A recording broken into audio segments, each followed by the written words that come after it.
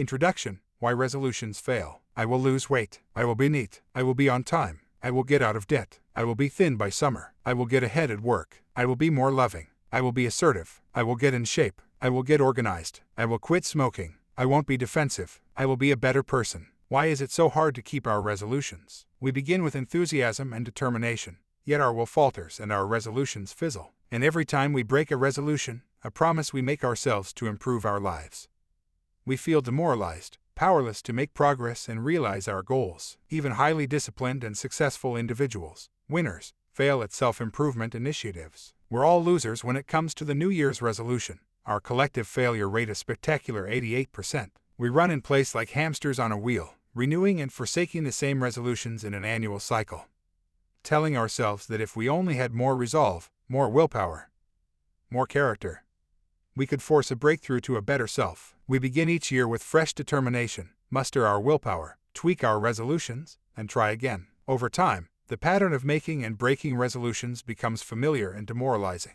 We go on making resolutions, but we expect to fail. What if instead of failing annually at our New Year's resolutions, we made strategic and targeted resolutions year-round that were guaranteed to succeed and transform us permanently? What if our resolutions brought us immediate rewards, raised our self-awareness, and energized our self-improvement efforts? What if every time we made a resolution we actually expected to succeed? Small move, big change is about making resolutions that succeed every time. By rethinking willpower and refocusing your resolutions, you can master the art of instant and sustainable self-improvement, achieving personal goals that once seemed out of reach. Transparent successes will take the place of mystifying failures. Optimism will replace hopelessness. Confidence will replace helplessness. You will learn how to succeed instead of fail. Indeed, you will learn to expect success. The purpose of this book is to teach you how to translate broad personal goals into micro-resolutions that can be managed, measured, and kept. A micro-resolution is a compact and powerful commitment designed to nail a precise behavioral target exactly and deliver benefits immediately, rather than suffering a collapse of willpower after weeks of exhausting effort. You will learn how to overpower your objective through strategic focus and targeted self-control. Your resolutions will pay off the day you start and are sustainable for a lifetime. Micro-resolutions succeed in every self-improvement category. Whether your goal is losing weight, improving a relationship, or saving money. For most of my life I lived the common experience in resolution making.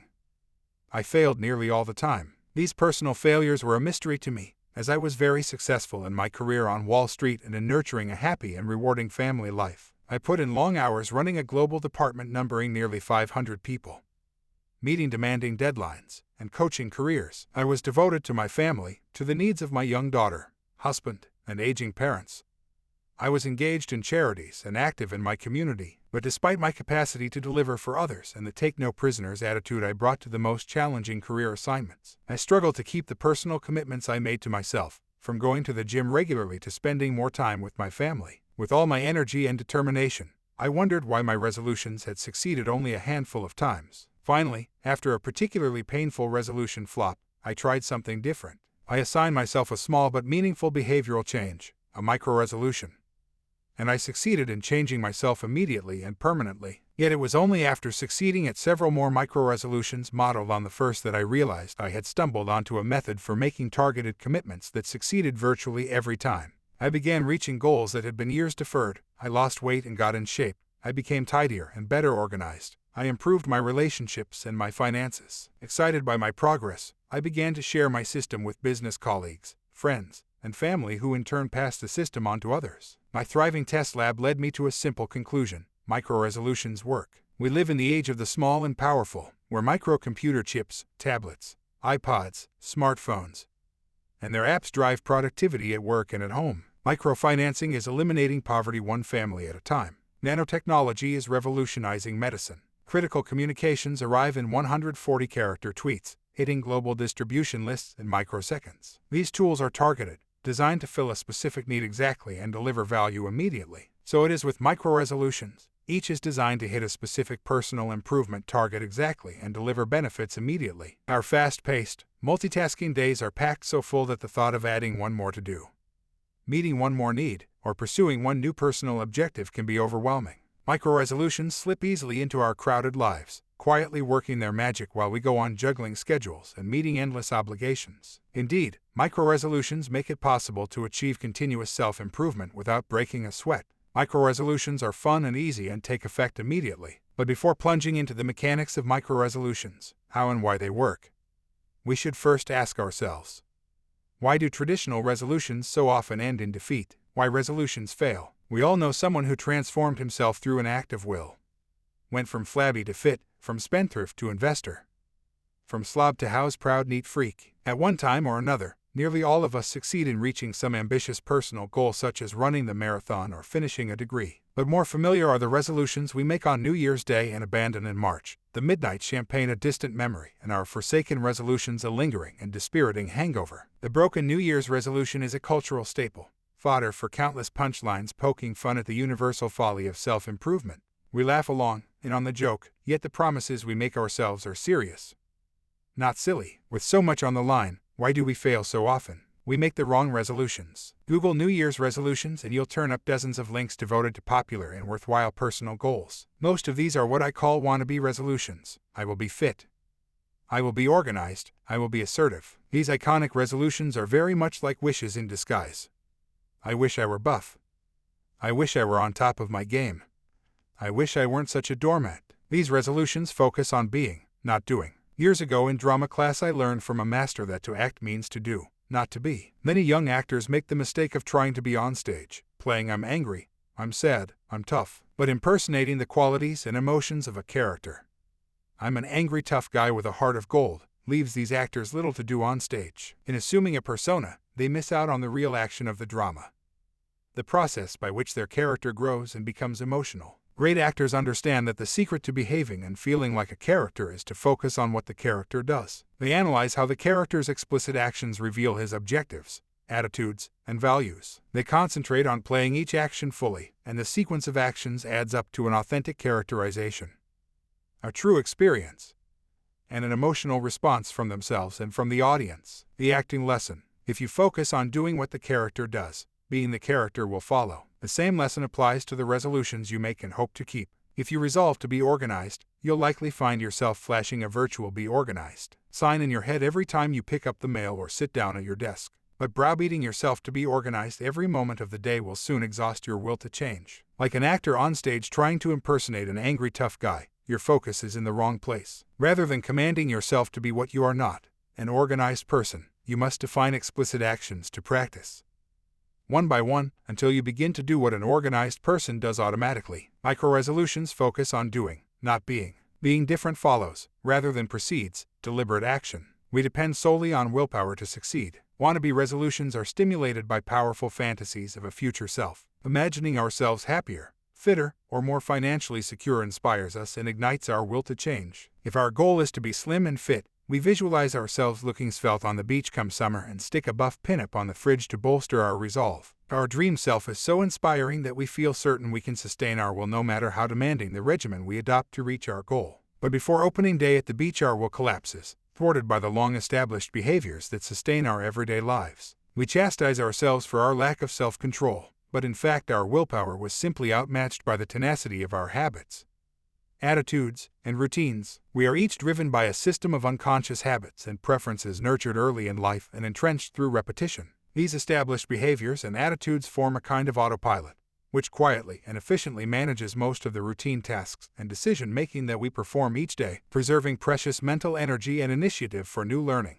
problem-solving, and idea generation. We don't have to concentrate to tie our shoes. Autopilot ties them for us. Autopilot makes the coffee, locks the door, and drives the car. But your autopilot may also skip the gym, binge on sweets, overspend, or snap at your spouse. Operating largely unnoticed, the deeply rooted habits of autopilot drive individual outcomes, both good and bad. New behavioral research confirms that we are neither aware of nor in control of the routines that govern our lives. As British researchers summarized in a recent study published in Health Psychology, automaticity may be broken down into a number of features: lack of awareness, mental efficiency, lack of control, and lack of conscious intent. In other words, we don't think about what we're doing, we just do it, unaware of how our autopilot drives us towards success or failure. When we decide to improve ourselves, to shake things up, we run straight into resistance from autopilot. While the autopilot system in a car can easily be switched off so that the driver can resume control, Disabling any part of your personal autopilot requires real effort.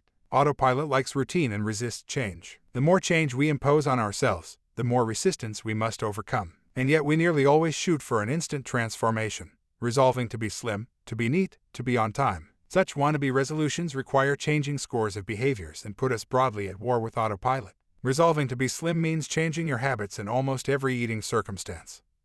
What you eat, how often you eat, how much you eat, the way you eat. Suddenly every action, every choice demands scrutiny, conscious effort, and willpower. In a seminal 2000 study on the dynamics of willpower, researchers Mark Muravin and Roy Baumeister demonstrated that self-control is a limited, physiological resource that is easily exhausted. We found that after an act of self-control, subsequent unrelated self-control operations suffer. After resisting temptations, people perform more poorly on tests of vigilance and are less able to resist subsequent temptations. The more we draw on our willpower, the sooner it gives out. The broad resolutions we favor place unreasonable demands on our self-control. In order to muscle through a behavioral change, our willpower has to wrestle autopilot all day long. No wonder we cry uncle before we make it to the beach. Despite our determination to succeed, after a few weeks of valiant battle our willpower collapses, outmatched by the entrenched habits and preferences that quietly rule our lives. The willpower-driven resolution is a top-down approach to self-improvement. We command ourselves to be different and try to force our behavior and attitudes into line. The micro-resolution system is a bottom-up approach, focusing relentlessly on one or two significant behavioral changes until they are driven into autopilot, where they require no deliberate effort. Willpower to sustain. A ground-level perspective offers visibility for the long run, the top-down perspective, the bird's-eye view of the treetops, not the trees, obscures the path and seldom produces insights that lead to success the next time. But working from the ground up we can see in detail exactly what is in our way. By focusing closely on fundamental behaviors and attitudes, we increase our self-awareness and accelerate our progress. A micro-resolution is designed to reform a precise autopilot activity and requires little willpower to succeed. We're too impatient. The new year is a time of restless spirits. After so many holiday months filled with self-indulgence, eating more, drinking more, spending more, letting go, we're eager to jump on the wagon and reform ourselves straight away. We seek out shortcuts and gimmicks that promise to speed our transformation, convinced there is some magic formula to make us what we want to be. Fueling our impatience is the fear that if it takes us too long to achieve a goal, we will give up before we succeed. Our mindless rushing blurs our vision, and we fail to observe how quiet habits and hidden attitudes keep us from succeeding. The next time we try to self-improve, we make exactly the same mistakes. Transformation is a process, not an event. And why would you want to skip the process? Consciously nurturing change makes us smarter, more self-aware, and builds a powerful foundation for continued growth. Being able to repeat our steps from A to B is the magic formula for making our achievements permanent. The key to lasting transformation is not speed or force but nurture. We underestimate our mental and emotional resistance to change. Familiar habits and behaviors sustain and comfort us in our daily lives. Our mental, emotional, and physical habits are closely tied to the family values and routines we learned in childhood. All that early conditioning, your parents pestering you to hang up your coat, chew with your mouth closed, clean your plate, and be a good sport, established behaviors and preferences that allow you to operate on autopilot with respect to many of the action and decisions you make each day. Disturbing these routines creates awkwardness, mental fatigue, emotional stress, and a strong impulse to revert to what feels right, to autopilot. The more change we take on, the more mental and emotional resistance we arouse in ourselves.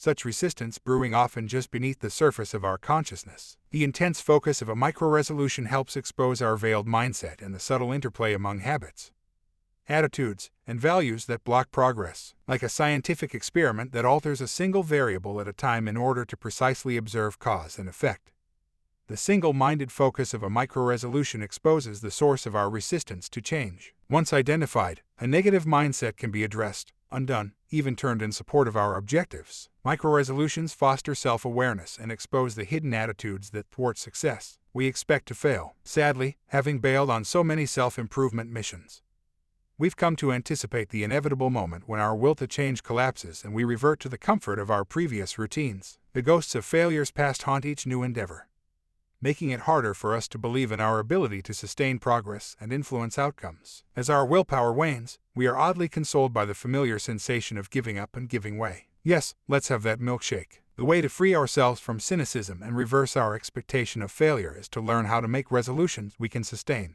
A micro-resolution is easy to keep. It was only after discovering the micro-resolution that I began to understand why so many of the pledges we make faithfully each year fail over time. Desperate and frustrated in the wake of one such disappointment, I made my first micro-resolution and thereby stumbled onto a system for making resolutions that succeed on the first try and are sustainable for a lifetime. But I don't want to get ahead of myself. As I said, it all started with a broken New Year's resolution. My first micro-resolution, New Year's Day, resolution time again. What did I resolve last year? Oh, yes, I remember, to lose weight and exercise more. How did that turn out? Let's see. Do the math. Wait for it. A net gain of 3 pounds 1 year later. It wasn't hard to remember my resolution or the one from the year before. Like that hopeless self-reformer Bridget Jones, who begins her eponymous diary with a list of New Year's resolutions that includes losing 3 inches from thighs, only to acknowledge her failure by March 21st with the entry, "Right, for coming year will reactivate New Year's resolutions." My weight loss pledge had become perennial. On this New Year's I still needed to lose 10 pounds, but I shrank from renewing my pledge because I couldn't face failing at it again. No point in wasting yet another precious New Year's resolution on that intractable 10 pounds, I reasoned. I had other self-improvement goals to pursue and I wanted to make a resolution I was sure I could keep, that is, one that didn't require eating less or going to the gym. So I picked a new category of self-improvement and resolved to be organized. My resolution seemed straightforward and achievable, much easier than losing weight. I was energized and determined to succeed. I went out and bought organizers for my desk at home, with slots for bills pending and bills paid, items to file and items to read. I created new files with color-coded labels, cleaned up my workspace, and caught up on old business. But soon the organizer slots were overflowing and my work area piled up again. I felt weary every time I looked at my desk. After 3 months of trying, I had failed. I was so horrified to realize that I had failed at my easy resolution that I refused to concede complete defeat. If I couldn't achieve be organized in 3 months, what could I achieve that would make a difference? To be organized was, finally, an abstract goal. What was one concrete and specific action I could take that would make me more organized in a meaningful way? I examined all the ways in which I was disorganized that caused me stress. One issue was that I couldn't always find notes when I needed them. For most of my life I had been able to rely on my memory alone, recalling discussions, research, important details, upcoming meetings, and to-do lists with near total accuracy. As I approached 40, I needed to supplement my memory with notes, but I wasn't systematic. My note-taking was sporadic and incomplete. At home and at work, I had multiple notebooks of varying sizes that I would randomly grab when I needed to write something down. Often, I would write my notes and follow-ups directly on the agenda or presentation for a meeting. I collected notes throughout the day, with some ending up in my handbag, some on my desk at work, some on my desk at home. I lost valuable time hunting for meeting notes, an important phone number, a reference. I decided to focus my resolution solely on this single organizational issue. I resolved to put all my notes in one notebook. I bought a small, serious-looking journal to capture my notes. I was determined to succeed and break the curse of the failed New Year's resolution and considered my new resolution so modest that it would be a snap to keep. I was wrong, because my habit was to depend on my memory. I didn't automatically reach for my notebook before meetings or phone calls.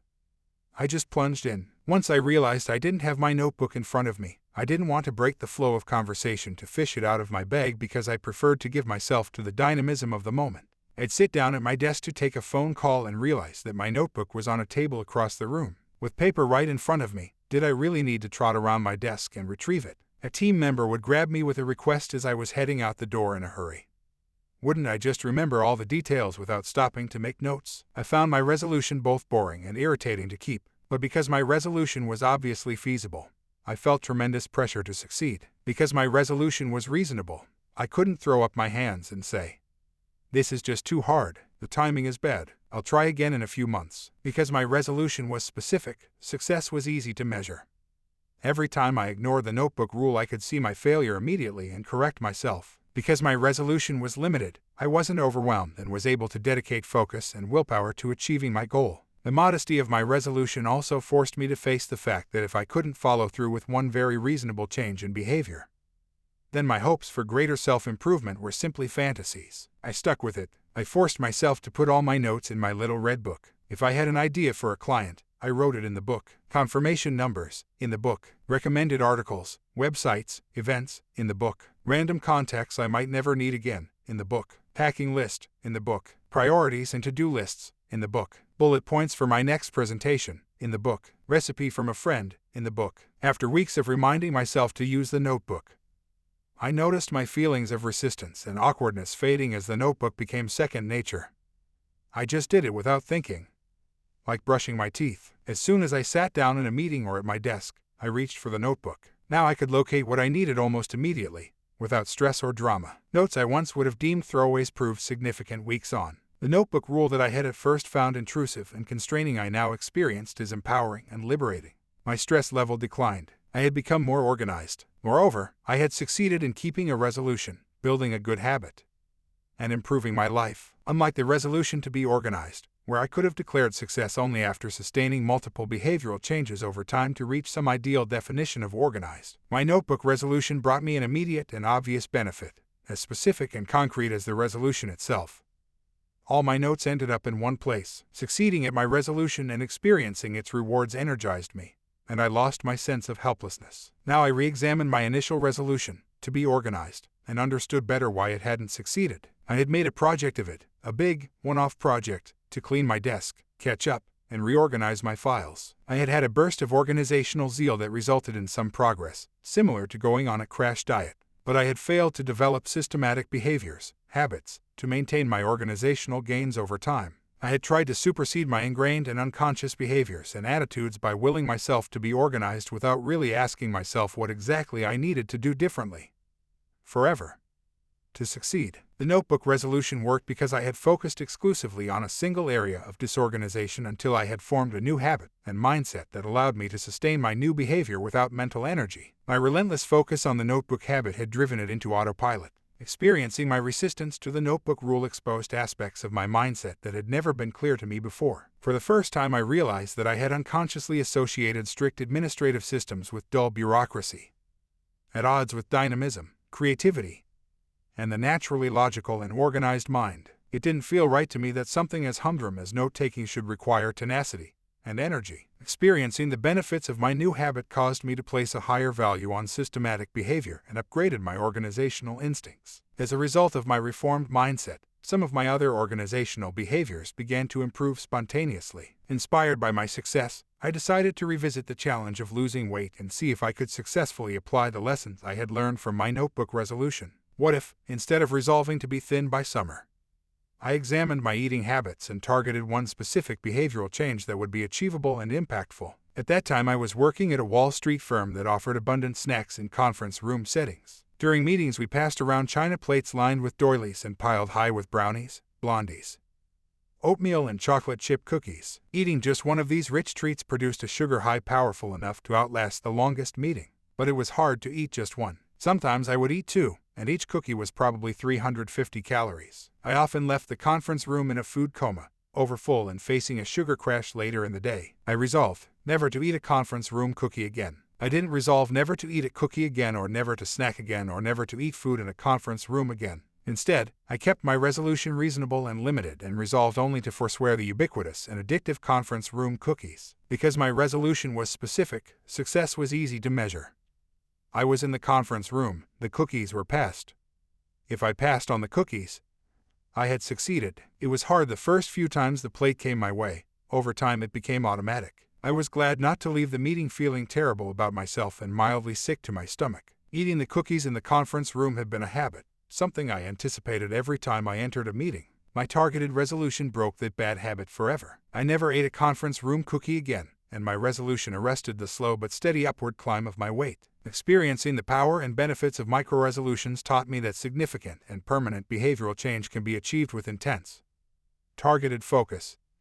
That targeted focus leads to valuable and actionable personal insights. That limited resolutions can produce immediate and sustainable benefits. And that succeeding at a reasonable resolution daily is more transforming than failing at an unrealistic resolution annually. As my understanding of the dynamics of micro-resolutions grew with experience, I learned how to identify the best resolutions, frame them, tune them, and keep them. I established rules and strategies for making successful micro-resolutions that are detailed in the next chapters. Most important, I learned that to sustain progress over time, a resolution must create habits that become part of personal autopilot. Habits rule. Powerful indeed is the empire of habit.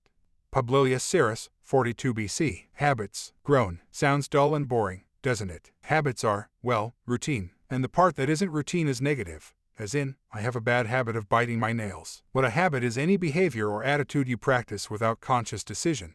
And that's just about everything. Yes, habits are routine, but they are anything but boring. Each of us has a unique system of habits nurtured over a lifetime. What you do by habit takes very little mental energy. If you brush your teeth every morning, you do it without thinking. And if you don't do it, you don't feel right. The routines we learned in childhood support us throughout our lives, for better or for worse. It's work to unmake a habit, healthy or unhealthy, once it's part of a routine. Writing in a recent issue of the Journal of Experimental Social Psychology, researchers Wendy Wood and David Neal define habits simply as psychological dispositions to repeat past behavior. Repeating and perfecting behavior is efficient. Mindlessly performing routines conserves critical mental energy for initiative and decision-making. The habits learned in childhood require little or no mental energy to maintain. A very neat person likely learned the dozens of behaviors that we think of as neat in childhood. Each desired behavior drilled relentlessly until it became a matter of unconscious habit. Thus, aspiring to be neat means doing the work of childhood, drilling one neat habit at a time until it takes permanent hold.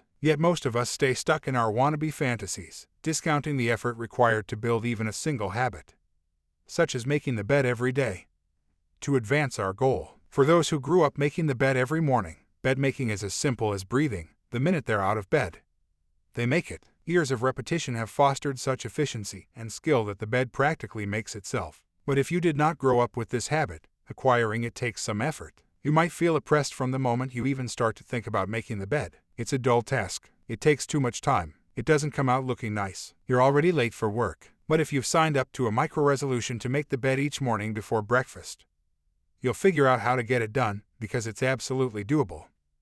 Unlike a resolution to keep the house neat all the time, you'll get better at it every day, so that it takes less time and comes out looking better. You'll become expert at cornering sheets and plumping pillows simply by doing it over and over. Finally, after making your bed every morning for a couple of months, you won't be able to stand the sight of it unmade. This is how habits are formed, standards raised, and progress achieved. In addition to demonstrating and drilling behavior patterns, childhood authority figures also instill in us a mindset of values, attitudes, and preferences that constantly reinforce those patterns. Thus does our very character get tied up with our habits, making even a small change in routine stressful. Improving oneself by altering any long-standing behavior pattern is a breakthrough, a liberating experience that leads to personal insight and an appetite for greater personal growth. Habits also serve as experiential paradigms for minting similar habits more quickly. For example, if you are generally late and you resolve to be on time for a weekly event, say, an exercise class,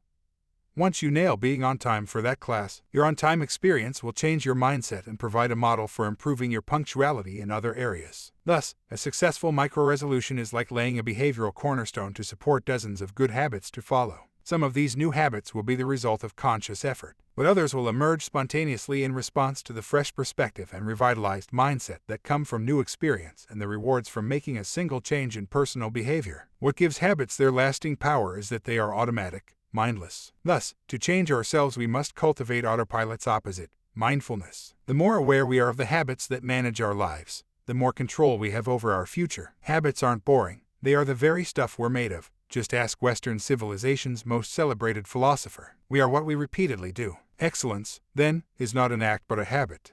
Aristotle. And what is self-improvement but the search for excellence? Let's begin.